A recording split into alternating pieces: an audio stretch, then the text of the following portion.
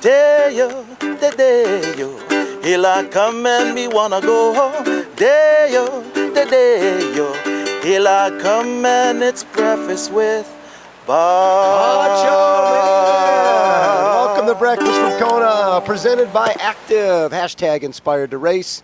My name is Bob Babbitt, and our sponsors are Timex, Rudy Project, GoPro, and for our people who are racing, you can take your GoPro down to the GoPro tents at the expo on Friday between 10 and 3, and they will have your GoPro ready for you at the hot corner as you come in to film yourself coming across the finish line. That's a pretty cool thing. We're also brought to you by MPA Graphics, Lava Magazine, Babbittville Radio. Our next guest, 7th place last year, Mr. Tyler Butterfield. Tyler, how are you? Yeah, good. Thanks for having me, Bob. No, I love it. It's actually, use this thing. It helps a little bit. I'm new to this, as you can tell. Nah, veteran. So 7th place last year, and when I look at what you did in 14, Abu Dhabi, you win there, right? 3rd at France, but you're still, I see 8th at Hotalco World Cup. You're a 2-time Olympian, 2008, 2012. Are you thinking 2016? Yeah, I've left the door open, which is why I had to do that World Cup in Huatuco, and it was really fun. I love the ITU racing. I'm suited to the Ironman, yes, and I love the Ironman. I'm passionate about it, but I also spent a lot of years doing the ITU, and I'm in a great situation from Bermuda where I can jump back and forth. There will come a point where I'll have to choose, especially like if I don't have a great race this year. Doing Huatuco and Calm Games might have interrupted that. Sure. We won't know till after the race, but yeah, for now I've left the door open. There's 3 World Cups in October, which I've missed out on to do this race, but fair enough. This is a World Championships and a worthwhile cause to miss them. But yeah, the Olympics and Kona are the 2 biggest races in triathlon that everyone knows. Like even going to the Olympics in 2012, people said, "Oh, you're a triathlete. Are you doing the Ironman in Kona?" I was like, "Yeah, I did that." So yeah, those 2 are the biggest for me. The biggest races where you can gauge yourself against the world, and that's what I like to do. I'm from a small country of Bermuda, 65,000 people. Winning isn't everything. I'd rather see where I stack up against the world, and it was nice last year to get 7th because I could sort of say, oh, for Ironman distance, I feel like I'm 7th in the world. Right. Even if I haven't won as many races, that's how I rank myself. And yeah, the World Championships are always a special day. Well, and you were 7th, but you were in 4th with a couple miles to go. Yeah, I never thought I'd be that high. I did a French interview a couple days before the race, and they said, who do you think will be the top 5? And I misunderstood them because it was in French, and I speak a little, but it's not perfect. And I thought they said, do you think you can be in the top 5? And in the interview, I said, no, there's no way this year I can be in the top 5. And then I'm running along in 4th like, wow. And I literally thought I had it. Coming out of the energy lab, it was like 2.5 minutes. I got a time gap. And I was like, yeah, if I run a 38, they got to run a 36. No way. I've got this sewn up. And halfway back, they come storming by. Literally storming by. Like someone said, you didn't even try, and people were yelling out, dig deeper. I was like, I've been digging for about 25 of the 26 miles. I've been hurting. It wasn't like the last 5 miles. It's not like you're saving anything. It was a 140-mile race. No. If there was something there, you'd find it by that time. Yeah, I wasn't saving anything. About mile 3 on the run, I thought, I got 23 more miles to run. How am I going to do this? And luckily, Chris Lieto was at mile 3, and I said, my back's killing me, because he was excited. Right. And he said, come on, Ty, you're doing great. And I was like, my back, I don't know how I'm going to finish. And he's like, it'll loosen up and just keep going. And at that point, it's true. You just got to think of anything positive. Right. Even if my back locked up and I didn't finish, take the hope. I know a lot of people don't want to use hope in a race, but I use a lot of hope before and after the race, or in the race. So what's interesting to me is the battle for the top 3. Obviously, Freddie went 8:13, Luke was 8:15, Sebi was 8:19. But from James Conema to Timo Brock, you guys were basically separated 8:21, 8:22, 8:23. So you could see all those guys on the way out. Or on the way back, you must have been seeing everybody coming up. Yeah, I mean, I really was just looking at James and T.O. And T.O. was actually ahead of James when in the energy lab. Yeah. And yet along a leaky, James was in front of T.O. So I thought T.O. was running faster and James had fallen back. Right. So I expected T.O. to come past, and I was trying to stay ahead of him. I mean, to be in the top 5 is pretty nice. Like there's a big jump. There's win, top 3, top 5, top 10. So that's where once I lost the top 5, when Ivan Rania came flying past as well, I was like, do I sprint? It literally was 200 meters before the finish, maybe 250, and I was like, I'm done. I'm out. But yeah, I mean, the top 3 were in a class of their own. Like you look, there's a big jump in time between Freddie, Luke, and Sebi. Were pretty close, and it was neat to see. And every year's different. Like I think we're going to start to see more racing where there's a minute gap in between. Like in ITU, it's literally 2 or 3 seconds. Exactly. And Ironman's going to be like that. You're not going to get races where it's like the winner 5 minutes later. Exactly. No. They're going to start to stack where I said this year I could have a great race and be 15th. No question. Yeah. This field's stacked. And what's interesting to me, you got Jan Frodeno comes from the Olympics, gold medal, right? Yourself, you've been on 2 Olympic teams. There's so many folks that are coming over from short course. Yeah. Ivan Ranya's an ITU world champ. Bevan Docky's an ITU world champ. Well, gold, silver, and bronze. Medal as well. Yeah. Yes. So I mean, it's and that's they're used to racing head to head. And yes, some days they're going to blow up, but these guys, they want to win. They're not afraid to go for it. They're not going to play tactics where they're going to sit in on the bike like in the old days. A lot of guys sort of watched each other, got off, and ran. I mean, it's not like they were going slow, but it was, I think, a little more tactical. Now I think it still has to be tactical. Yeah, I would say they come from a tactical background. Yes. So that's why they'll make a judgment call. And that's why I think it's going to get closer. Like you look at the 3 last year, they got away on the bike. Right. And then it was so close because you had the rest of the ones that did push the bike. We fell back on the run. Right. And the ones that played a more tactical or a smarter race were running up. And you're always going to have that battle. Yeah.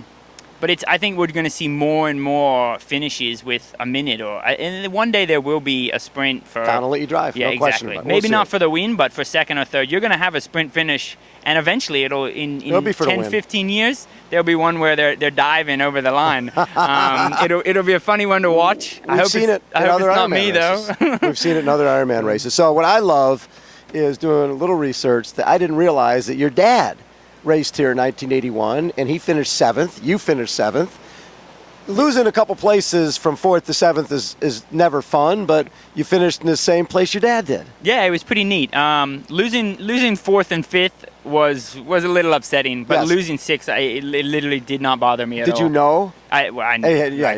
Like, has your dad told you, dude, I finished 7th? Yeah. Oh no, plenty of times before the race. I'm always like, he sort of gets a little upset. My mom thinks it's cool. I'm always like, one day I'd like to beat Dad, and he's like, why is it always a competition? Why do you always have to beat me, or you be right and me be wrong? And I'm like, that's just father-son. Exactly. That's just how it goes. Didn't you read the book? That's the way it works. You always want to do that. But I love it. Your dad ran a 3:05, which outsplit Dave Scott from 1980, by the way. That was the fastest run of all, at that point, in 1981, 5 years into the race. That was the fastest run of all time. That's pretty cool. Yeah, it's pretty neat. He also told me that, and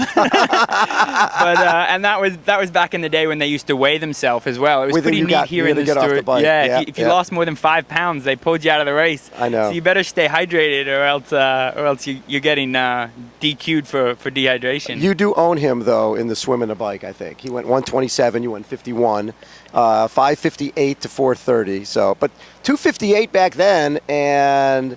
You run 2:58 and he runs 3:05. That's pretty cool. Yeah, that's pretty tight. Yeah, we're pretty similar on the run. I mean, the first time I came here in 2010, I trained my swim and my run, and so I held back on the bike, just worried about that run. And what I've realized is my strength is running off a hard bike. Right. I'm not a pure runner, especially as more ITU people come over. When I first switched over, I was a runner. Right. In doing 70.3s. Sure. I ran quite well. But when I work my bike, my run does suffer. And in Ironman, it's a strength run. So I just sort of said, let me work my bike for a couple years. And yeah, it got me a good result last year. So I've stuck with the same format. It's hard to compare. I mean, they didn't have aero bars and you own him. Come on, just admit it. But your mom, 2:38.44 at 84 Olympic trials, year after you were born. That is really impressive. Yeah, I mean, my mom was a pretty handy runner. she was always better at the marathon than any other race. She never in a 10K broke 36. Really? But she could do it 4 times in a row to get a 2:38 marathon. Yeah, I mean, it's neat having parents to sort of look up to, and I think you see that with sort of like Luke McKenzie. Yep. His dad always took him around to the triathlons, and they were very within the sport growing up. And it makes a difference. You sort of have the passion and the history about it. You don't have to have that by any means, but it did help growing up with both my parents being very athletic. So what are your goals here? Top 10 again. I'm pretty realistic. I think that's a realistic goal. I mean, last year I did it, so why not chase this sort of the same goal? And everyone's like, well, don't you want to go better? And it's like, yeah, of course I want to go better, but I could have a better day than last year. I could race a better performance. And be further back. Exactly. You could go, depending on the conditions, and the main thing we talk about all the time at this race, it's the wind and the heat are one thing, but the level of competition is something you don't see anywhere else in the world. Yeah, exactly. I mean, the conditions change, but the competition doesn't. Yeah. Competition's always hard. You can have, I mean, the conditions are always hard here, but you can have them harder some years and not as hard the other years. But yeah, the competition is always tough. Your little daughter just went by. Hey, listen, I think she's going, hey, this is my place, and Dad's just doing some dumb interview thing. I'm surprised she didn't come around and start climbing up and say, I want to be on TV. She definitely knows when the cameras are around. What I love about your background, and I think there's very few guys, and once people make the move from short course to long course, they make the move. They're not continuing to do World Cups. How do you do World Cups when you're coming off of longer training and knowing the guys you're racing against are going short all the time? That's tough.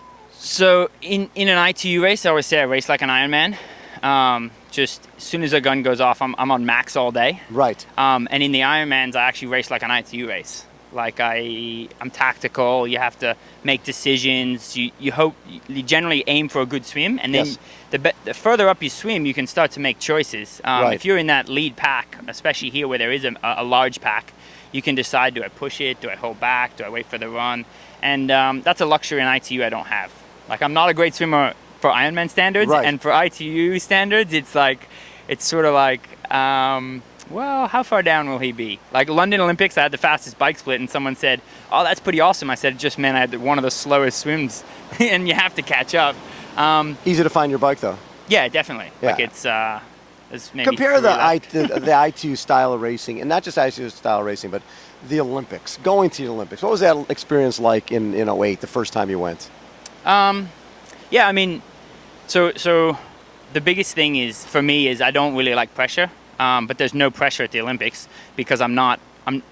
People aren't expecting you to win. Exactly. Yeah. Not even a top 10. Like if I could scrape into the top 20, I'd probably be pretty stoked. So there's not much pressure, but it is the Olympics. So you know there's a lot of people watching live TV, and I always say to myself, it's not an Ironman. Right. So relax a little. I didn't say that the first time, but in 2012 when I went, I said this isn't an Ironman. And literally at the start of this race in last year and 2010 when I did it, I said it's not the Olympics. So I just tricked myself into saying, well, this isn't as much pressure as the Olympics, and in Kona, and in the Olympics I say, well, this isn't Kona. So it's just tricking yourself to take the pressure off. Some people race well with the pressure, with their back against the wall.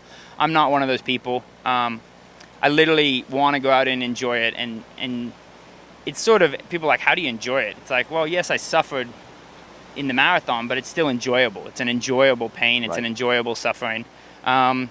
So yeah, it's just tricking yourself. I mean, after this race, I'll really have to see whether Rio's realistic and possible. I definitely don't chase as many points as I should. I'm not chasing points for 2 years. It's just not. It's not feasible. It's not professional for my career. Not cost effective. Yeah, exactly. And you have to say that. Like, I'm passionate about triathlon, but you have to mix it between passion and your job. I still want my kids to be happy and buy them toys and get them to travel around. But yeah, it's a great privilege to be able to have gone to 2 Olympics and to do Kona. In 2010, I couldn't fully commit to my bike training because I knew I was going back to London. Right. Since then, I committed to my bike training, and it's gotten better. You've seen better. Yeah. So for our folks who you've had a chance to race Jan Frodeno and Ivan Rania and those type of guys at the ITU races. They're coming here now, and they have been coming here, but for the first time we're going to see Jan Frodeno. What do you expect to see from him? Yeah, I mean, I got him and Freddie. I got them picked for the win. Those are my two favorites. Yeah. I wouldn't say I really raced them in ITU racing. I was in the race, but I wasn't racing them. And that's always my goal is to try and be at the point of race. The only person I really raced in ITU was Terenzo in Junior Worlds. Yes. We once sort of had a sprint finish.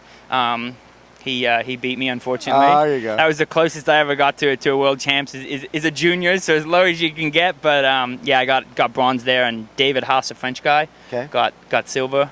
He got fourth at the Olympics, so it was nice to be in good company. But yeah, those guys know how to race neck and neck. I've never been suited to that style of racing, but I think for young kids growing up, even if it doesn't suit you, it's worth doing for a few years. It makes you a better athlete. It's like if you were in the marathon, you better be running fast 5Ks and 10Ks. Exactly. You Yeah. got to do the same thing. Yeah. Tyler, thanks so much for taking time. Thanks for having me. Love that, bud. Tyler Butterfield has been our guest. Again, this is Breakfast from Kona. My name is Bob Babbitt. We are presented by Active, #Inspired to Race, and brought to you by Timex, Rudy Project, GoPro, MPA Graphics, Lava Magazine, Babbittville Radio, and of course, taking us out is Poncho Man. Work at night with a drink of rum. Daylight come and we wanna go home. Daylight come and it's breakfast with Poncho Man. Thank you, buddy. Welcome, my brother. Thank you, sir.